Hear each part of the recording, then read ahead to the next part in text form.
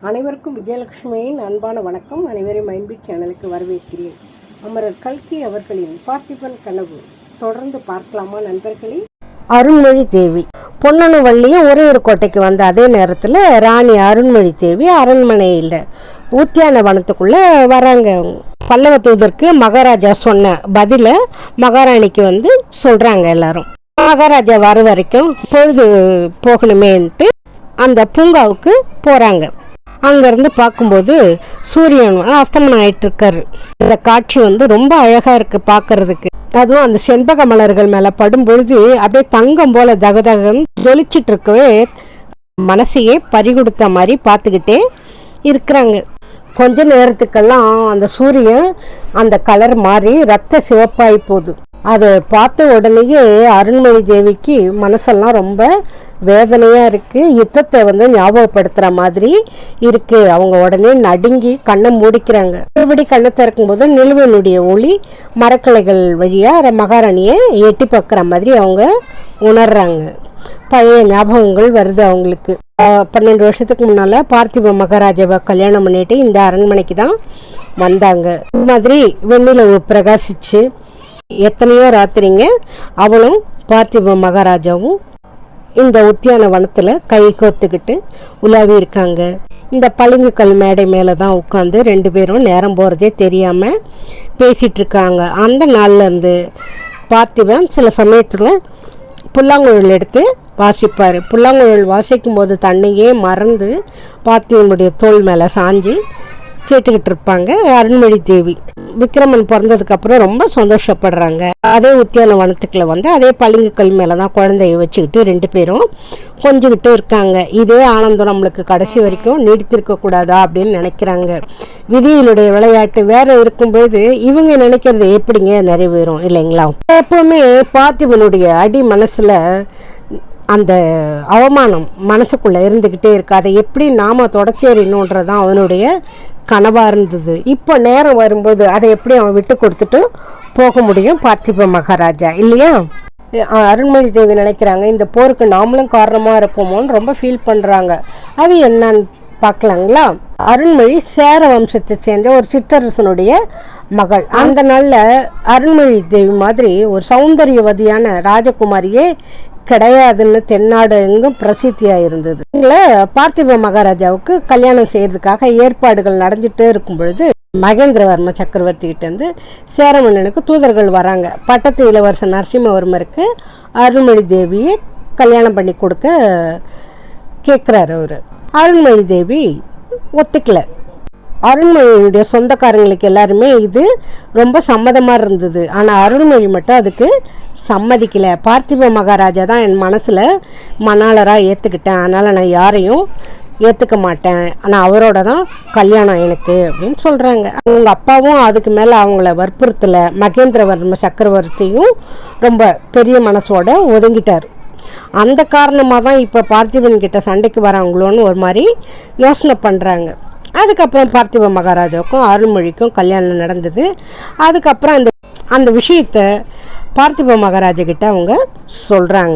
நீ சாம்ராஜ்ய சக்கரவர்த்தியை காஞ்சி சிம்மாசனத்தில் வீட்டிருக்க வேண்டியவள், அதுக்கு மாறா இந்த உள்ளங்கை அகல சோழ ராஜ்யத்தினுடைய அரசியாக இருக்க. அது எப்போ பார்த்தாலும் அவர் சொல்லியிருக்கிறாரு. குழந்தை பிறந்தப்பவும் அதே மாதிரி அவர் சொல்லியிருக்காரு. நம்ம சொன்னது தப்போ அப்படின்னு நினச்சி அவங்க ரொம்ப வேதனைப்பட்டிருக்காங்க. இவங்க உண்மையாக விரும்பினதே பார்த்திப மகாராஜாவை தான் அப்படின்னு அவருக்கு தெரியும். அவங்களும் அதுக்கப்புறம் அந்த மாதிரி அவர் பேசாமல் இருக்கிறதுக்காக முயற்சி பண்ணுறாங்க. ஆனால் முடியல. பார்த்திப மகாராஜா அருண்மொழிக்கிட்ட நம்முடைய மகனை விக்ரமனை வீரம் மிகுந்த இளவரசனாக வளர்க்க வேண்டியது உன்னோட பொறுப்பு. நான் போருக்கு போனால் திரும்ப மாட்டேன்னு எனக்கு நல்லாவே தெரியும், அதனால் நீ தான் அவனை நல்லா வளர்க்கணும் அப்படின்னு சொல்லுவார். அதை நினைக்கும் போது அவங்களுக்கு நெஞ்சே வெடிச்சிடும் போல் இருக்குது. நடுநடுங்கி போய் முகத்தை அப்படியே மூடிக்கிட்டு அப்படியே கவுந்து உட்காந்துடுறாங்க. அருண்மொழி தேவிக்கு ஒரே அழுகியாக வருது. அந்த நேரம் பார்த்திப மகாராஜா அருண்மொழி உன்னை வீர திருமகள்னு நினச்சிட்டு இருந்தேன், இவ்வளவு கோழையா நீன்னு சொல்லிட்டு ரொம்ப கோபமாக பேசுகிறாரு. உடனே திடுக்கிட்டு எந்திரிக்கிறாங்க அருண்மொழி. திடுக்கிட்டு பார்க்கும்போது பார்த்திப மகாராஜா அவங்க தோள் மேலே கை வச்சுட்டு நிற்கிறாரு. சரி அரண்மனைக்கு போகலாம் வா, அழுகிறதுக்கும் சமாதானப்படுத்துறதுக்கும் இப்போ நேரம் கிடையாதுன்னு கூப்பிட்டு போகிறாரு. 2 பேரும் கை கோத்துக்கிட்டு போகிறாங்க. 2 பார்த்திபனும் அருண்மொழியும் அரண்மனைக்குள்ளே போய் பூஜை பண்ணுறாங்க. பூஜை பண்ணிவிட்டு பூஜை ரூமில் சிவலிங்கம் பிரதிஷ்டை பண்ணியிருந்தது. இடது பக்கத்தில் தேவியினுடைய அழகான ஒரு சிலை, தேவியோட இரு பக்கத்துலேயும் விநாயகர் முருகர் சிலை இருந்தது. இன்னொரு பக்கத்தில் ஸ்ரீதேவி பூதேவி சமேதரா மகாவிஷ்ணு தரிசனம் செய்கிறார். எல்லா விக்கிரகங்களும் இருக்கு. பாரிஜாதம், செண்பகம், மல்லி, முல்லை எல்லா பூவையும் அலங்காரம் பண்ணி வச்சிருக்கிறாங்க. தெய்வ சந்நிதியில் பார்த்திபன், விக்கிரமன், அருண்மொழி தேவி நிற்கிறாங்க. அர்ச்சகர் பூஜை பண்ணுறாரு. பார்த்திப மகாராஜா விக்கிரமனை வாப்பா நம்ம சித்திர மண்டபத்துக்கு போகலாம்னு சொல்லி கூப்பிட்டு விக்கிரம வெளியில் போன உடனே மகாவிஷ்ணுனுடைய பாதத்திற்கு அடியில் வச்சிருந்த ஒரு நீளவட்டமான மரப்பெட்டியை மகாராஜா சுட்டி காட்டி, தேவி அந்த பெட்டிக்குள்ளே என்ன இருக்கு, என்னை நீ பல முறை கேட்டிருக்க, நானும் காலம் வரும்போது சொல்கிறேன்னு சொல்லிட்டு வந்திருக்கேன் இல்லையா, சொல்ல வேண்டிய சமயம் இப்போ வந்துருச்சு. சோழ வம்சத்தினுடைய புராதன பொக்கிஷம் இந்த பெட்டிக்குள்ளே தான் இருக்குது, இதை திறந்து காட்டுறேன்னு காட்டுறாரு. சொல்லிட்டே அந்த பெட்டியை திறந்து பார்க்கும் பொழுது அந்த பெட்டிக்குள்ளே பளபளன்னு ஜொலிச்ச ஒரு உடைவாளும் ஒரு ஓலைச்சுவடியும் இருந்தது. உடைவாளுடைய பிடியும் தங்கத்தால் இருக்குது. ரத்தினங்கள் இழைச்சி வாளும் எண்ணெய் பூசி கூர்மையாக சீட்டி வச்சுருக்காங்க. பிடியும் வாளும் ஒன்னோட ஒன்று போட்டி போட்டுக்கிட்டு ஒளி வீசிட்டு இருக்கு. இதுக்கு மாற அந்த ஓலைச்சுவடி ரொம்ப நஞ்சு பழசாக இருக்குது. பார்த்திபன் சொல்கிறாரு, இந்த உடைவாள் சோழ வம்சத்தில் முற்காலத்தில் பிரசித்தியானது. இதை வைத்துதான் கரிகால் வளவனும் நெடுமுடி கிள்ளி இந்த உடைவாளை அரித்து கொண்டுதான் உலகத்தையே ஆண்டாங்க. ஓலைச்சுவடியிலே இருக்கிறது. நம்ம தமிழகத்தில் தெய்வப்புலவர் அருளிய திருக்குறளும் இந்த உடைவாளும் குறள் நூலும் தான் சோழ குலத்தில் புராதன பொக்கிஷங்கள். இதை நீ வச்சு காப்பாற்றி விக்கிரமனுக்கு நேரம் வரும்போது அவங்ககிட்ட ஒப்படைக்கணும். இந்த புராதன உடைவாளை என் தகப்பனார் அணிந்திருந்தார், ஆனால் நான் அணியலை. கப்பங்கட்டும் சிற்றரசனாக இருந்துட்டு கரிகால் வளவனும் நெடுமுடிக்கிள்ளியும் அணிந்த இந்த உடைவாளை அணிய நான் விரும்பலை. விக்கிரமனிடம் நீ இதையும் சொல்லணும். சின்னஞ்சிறு பிரதேசத்துக்காவது சுதந்திர மன்னனாக ஆகிறானோ அப்போதுதான் இந்த உடைவாளை தரிக்கலாம்.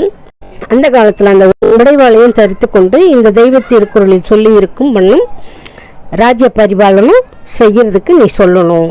இந்த பொறுப்பை நான் உங்ககிட்ட ஒப்படைக்கிறேன் அருண்மொழி, நீ நிறைவேற்றுவேன்னு தெய்வ சன்னிதானத்தில் வாக்குறுதி கொடு.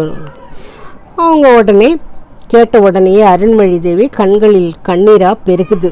அப்படியே செய்கிறேன் மகாராஜா, இறைவன் அதற்கு வேண்டிய தைரியத்தை உனக்கு அளிக்கட்டும்னு சொல்லி அருண்மொழியை தழுவிக்கொண்டு அவளுடைய கண்களில் பெருகிய கண்ணீரை தம்முடைய மேலடையால் துடைத்தார். பார்த்திபன் கனவு தொடர்ந்து கேட்கலாம் நண்பர்களே. தொடர்ந்து நிகழ்ச்சியில் பயணித்து வாருங்கள். மீண்டும் அடுத்த நிகழ்ச்சியை சந்திப்போம். நன்றி, வணக்கம்.